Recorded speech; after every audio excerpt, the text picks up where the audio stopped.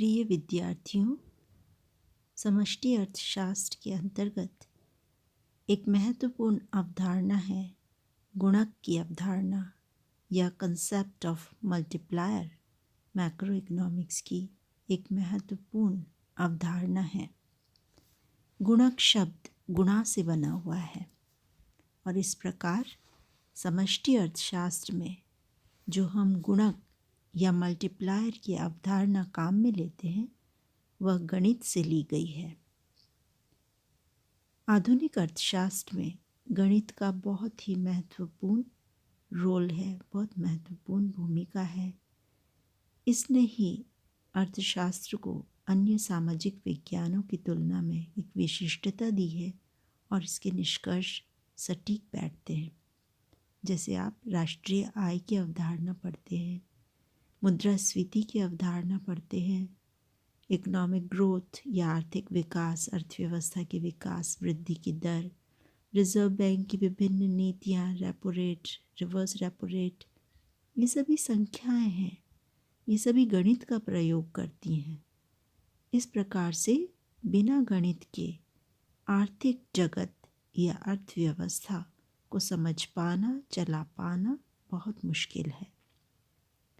और इसी तरह से है गुणक की अवधारणा, जिसने आर्थिक सिद्धांत को काफ़ी महत्वपूर्ण स्थान दिलाया है। सबसे पहले अर्थशास्त्र में गुणक के सिद्धांत का प्रयोग कैम्ब्रिज विश्वविद्यालय के प्रसिद्ध अर्थशास्त्री R.F. काहन द्वारा किया गया था। इसे उन्होंने अपने लेख the relation of home investment to unemployment में प्रतिपादित किया था, जो उन्होंने 1931 में लिखा था। काहन द्वारा दिए गए गुणक को रोजगार गुणक या एम्प्लॉयमेंट मल्टीप्लायर कहा जाता है। हम जिस गुणक का अध्ययन यहाँ विस्तार से करेंगे और जो आर्थिक विश्लेषण में आज एक बहुत ही महत्वपूर्ण उपकरण या टूल या अवधारणा या कॉन्सेप्ट है, उसे केन्स ने प्रतिपादित किया था जब उन्होंने 1936 में अपनी प्रसिद्ध पुस्तक लिखी थी the general theory of employment, interest and money. उनका जो गुणक है वो कहलाता है निवेश गुणक या इन्वेस्टमेंट मल्टीप्लायर। आर्थिक विकास, अर्थव्यवस्था के विकास, उसको मंदी से उबारने में केन्स द्वारा निवेश या इन्वेस्टमेंट को बहुत महत्व दिया गया था और इसी से ये कंसेप्ट उनका निकल के आया, निवेश गुणक का कंसेप्ट। सबसे पहले हम ये जान लें कि गुणक का अर्थ क्या होता है।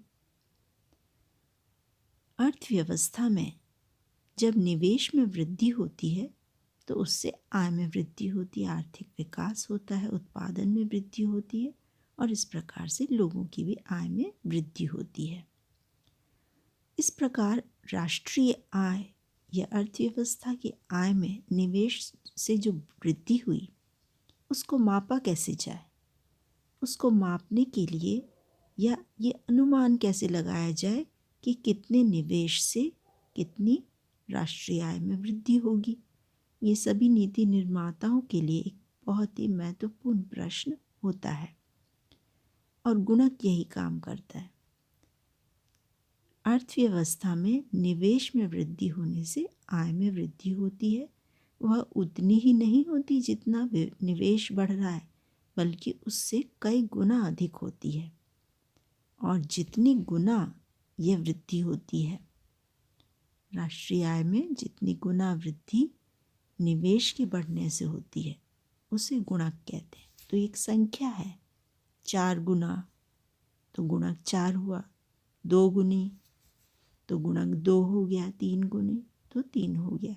तो इस तरह से जितने गुना वृद्धि होती है तो वह कहलाता है गुणक। गुणक निवेश में होने वाले परिवर्तन के कारण आय में होने वाले परिवर्तन का अनुपात होता है। इस तरह से आप इसके अर्थ को समझ सकते हैं कि ये एक अनुपात होता है। किस चीज़ का अनुपात होता है? निवेश में होने वाले परिवर्तन के कारण आय में होने वाले परिवर्तन का। तो जिस चीज़ में परिवर्तन होता है उसको हम ऊपर रखते हैं और उसको भाग दे देते हैं, जिसके कारण परिवर्तन हुआ, तो एक अनुपात आ जाता है। ये अनुपात जो है वो क्या कहलाता है? गुणक कहलाता है। केन्स ने गुणक को इन शब्दों में समझाया है। उन्होंने निवेश गुणक की बात की है, इन्वेस्टमेंट मल्टीप्लायर, जैसे हमने अभी बात की थी। उनके अनुसार निवेश गुणक से ज्ञात होता है कि जब कुल निवेश में वृद्धि की जाएगी तो आय में वृद्धि होगी, वह निवेश में होने वाली वृद्धि से कई गुना अधिक होगी। केन्स का गुणक सिद्धांत निवेश तथा आय में संबंध स्थापित करता है। किन के बीच में संबंध स्थापित करता है? निवेश बढ़ने से आय कितनी बढ़ रही है, इस प्रकार निवेश तथा आय में संबंध स्थापित करता है। इसलिए इसे निवेश गुणक या इन्वेस्टमेंट मल्टीप्लायर कहते हैं। गुणक को निम्नलिखित सूत्र के द्वारा व्यक्त किया जा सकता है।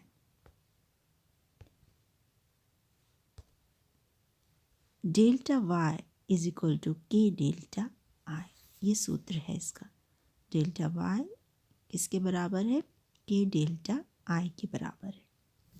यहाँ पर डेल्टा आई क्या है? निवेश में परिवर्तन, और डेल्टा y है आय में परिवर्तन। तो ये डेल्टा y के गुणा है डेल्टा आई का। गुणक अर्थात गुना, कितना गुना, तो यहाँ के जो है वो गुणा क्या आपका। अगर इन्वेस्टमेंट में कोई परिवर्तन हो रहा है डेल्टा आई से, जिसे हम दिखा रहे हैं, ग्रीक लेटर डेल्टा है जो ट्रायंगल की तरह दिखाई देता है, त्रिकोण की तरह दिखाई देता है। ये ग्रीक भाषा या यूनानी भाषा का शब्द है डेल्टा। ये परिवर्तन के लिए सिंबल के रूप में प्रयुक्त किया जाता है।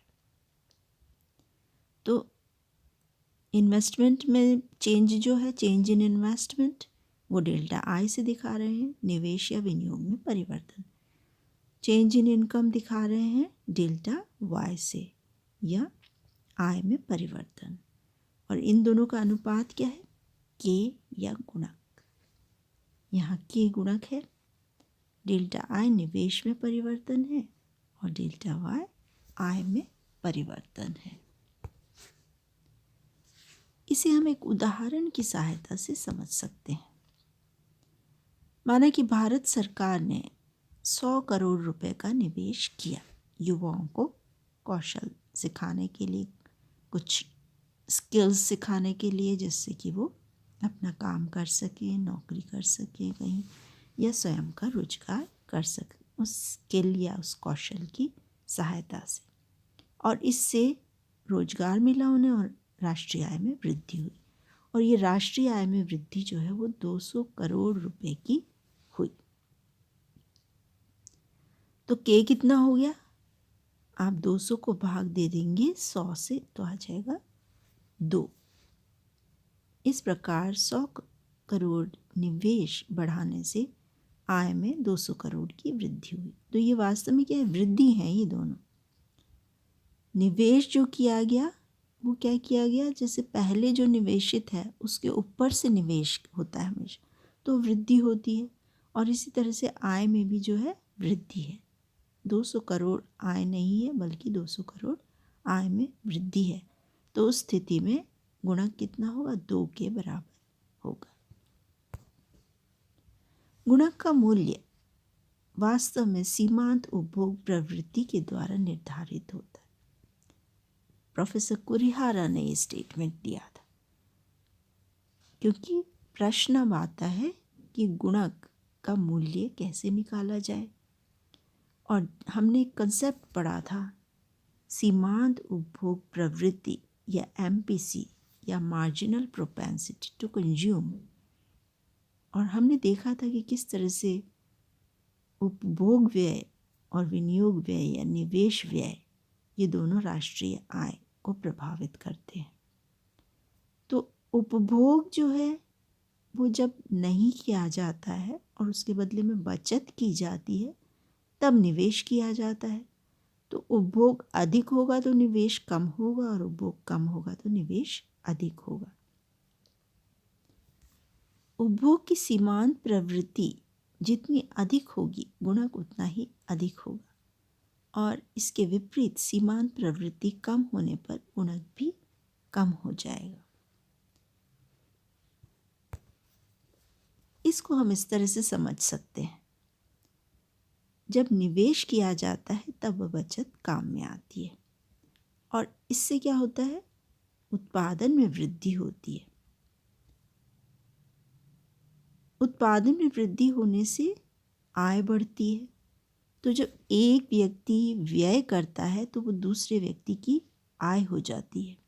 यदि वह बचत करके अपने पास ही रख लेगा, विनियोग नहीं करेगा, तो दूसरे व्यक्ति तक वो नहीं पहुंचेगी और उस स्थिति में आय नहीं बढ़ेगी। परंतु यदि उसे व्यय किया जाएगा तो आय में वृद्धि हो जाएगी और इस आय का कुछ भाग उपभोग पर खर्च किया जाएगा और कुछ बचा लिया जाएगा। और लोग अपनी आय का कितना भाग उपभोग पर खर्च करेंगे, यह सीमांत उपभोग प्रवृत्ति के ऊपर निर्भर करता है। यदि सीमांत उपभोग प्रवृत्ति अधिक हो तो वे अधिक आय उपभोग पर व्यय करेंगे। उपभोग पर किए जाने वाले व्यय के फलस्वरूप कुछ अन्य लोगों की आय में वृद्धि होगी। वह भी इस बढ़ी हुई आय का कुछ भाग उपभोग पर व्यय करेंगे, जिसके फलस्वरूप अन्य लोगों की आय में वृद्धि होगी। इस तरह से एक चक्र चलता रहता है और यह प्रक्रिया तब तक चलती रहेगी जब तक उपभोग व्यय शून्य नहीं हो जाता। उस स्थिति में ये चक्र, ये प्रक्रिया आय के बढ़ने की रुक जाएगी जब उपभोग व्यय शून्य हो जाएगा और फिर से विनियोग बढ़ाने की आवश्यकता होगी अर्थव्यवस्था में। इस प्रकार निवेश में वृद्धि होने से आय में केवल उतनी वृद्धि नहीं होती जितनी निवेश में वृद्धि हुई है, बल्कि आय के उपभोग प्रवृत्ति के अनुसार व्यय किए गए जाने के फलस्वरूप आय में अंतिम रूप से प्रारंभिक निवेश की तुलना में कई गुना अधिक वृद्धि होती है।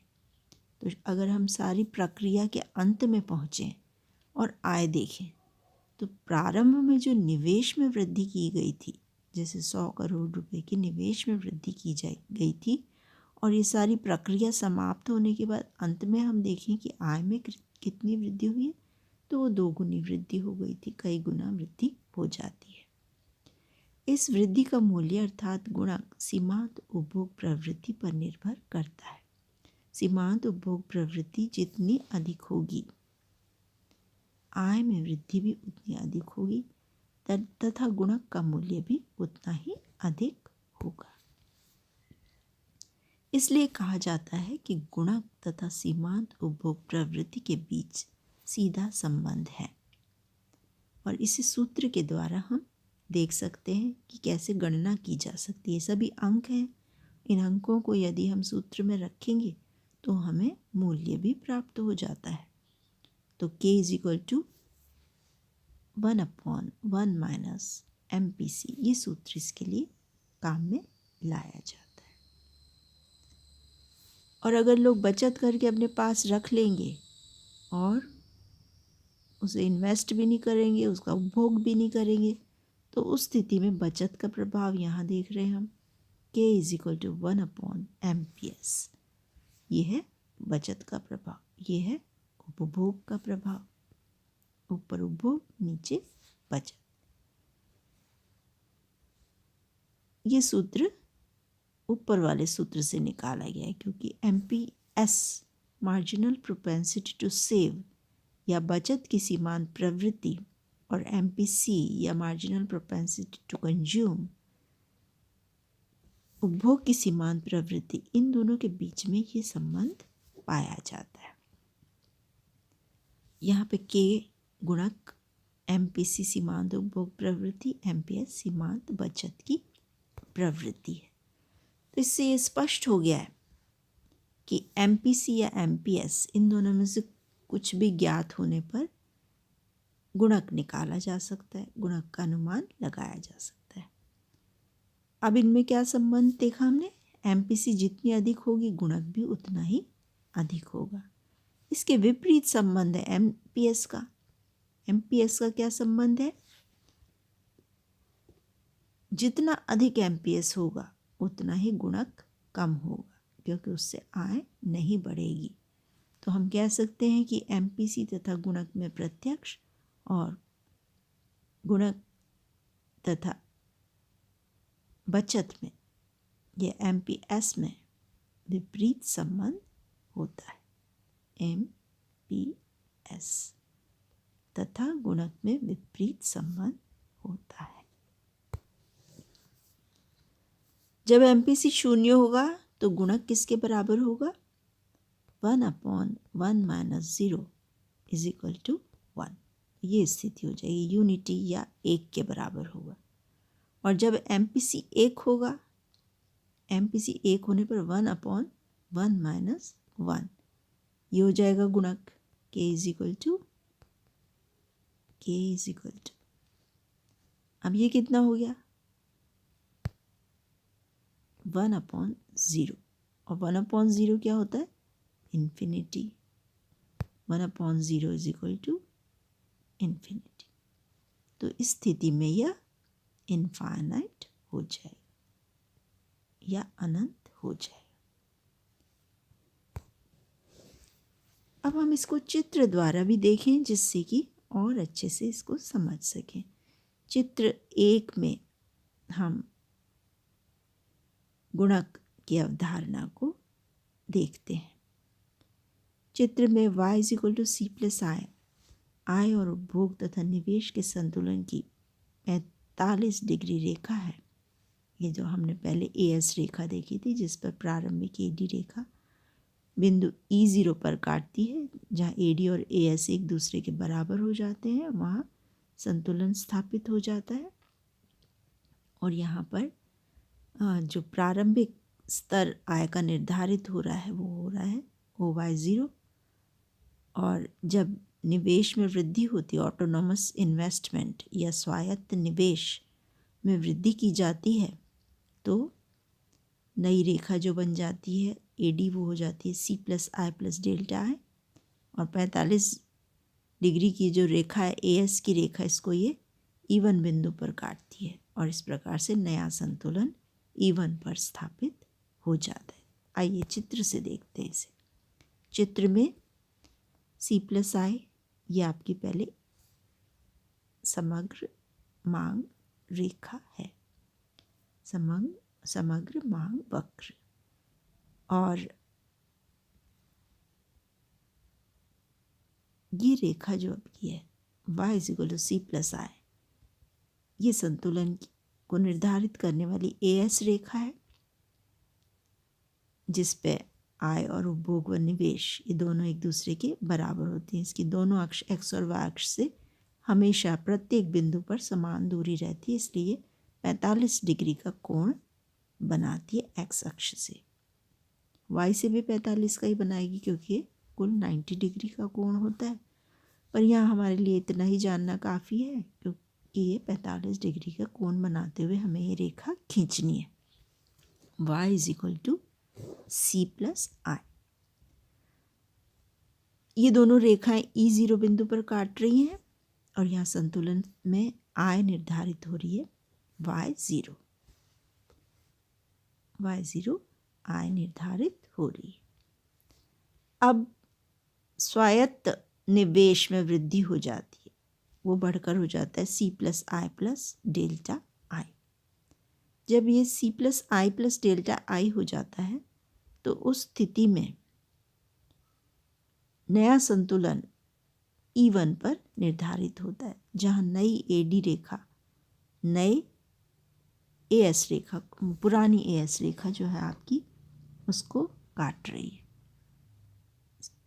यहाँ पे आपकी आय जो निर्धारित होती है वो हो जाती है y1। अब देखिए आपके निवेश में वृद्धि तो इस दूरी से पता चल रही है, डेल्टा आई से, जिसे हम दिखा रहे हैं, और आय में वृद्धि वो डेल्टा वाई के द्वारा दिखाई दे रही है। कौन सी ज़्यादा है? डेल्टा आई कम है और डेल्टा वाई ज़्यादा है। डेल्टा वाई करीब दुगनी लग रही है डेल्टा आई से। तो इस प्रकार से स्वायत्त निवेश में जो वृद्धि हुई है डेल्टा आई के बराबर, उससे आय में जो वृद्धि हुई है वो करीब दुगनी हो गई है, जिसे हम डेल्टा वाई से देख सकते हैं। ये दिखाई दे रही है आपको y0 y1 की दूरी, जो डेल्टा वाई के द्वारा दिखाई गई है।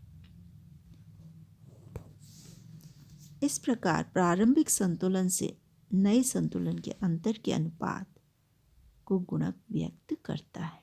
चित्र के द्वारा हम गुणक को कैसे निकालेंगे? दूरी देखेंगे डेल्टा वाई कितनी है, दूरी देखेंगे डेल्टा आई कितनी है, और डेल्टा वाई को डेल्टा आई से भाग दे देंगे तो हमारे पास गुणक आ जाएगा के। इस प्रकार से ग्राफ की सहायता से भी इसको ज्ञात किया जा सकता है। इस प्रकार हमने एक महत्वपूर्ण अवधारणा देखी, गुणक की अवधारणा, और देखा कि किस तरह से अर्थशास्त्र में ये महत्वपूर्ण है और इसका प्रयोग किया जाता है। आधुनिक अर्थशास्त्रियों केन्स के द्वारा केन्स के बाद के सभी अर्थशास्त्रियों ने केन्स की इस अवधारणा का उपयोग किया है और इसने अर्थशास्त्र के सिद्धांत और नीतियों में बहुत मदद प्रदान की है। इसी के साथ हम इसको यहीं पर विराम देते हैं। Thank you.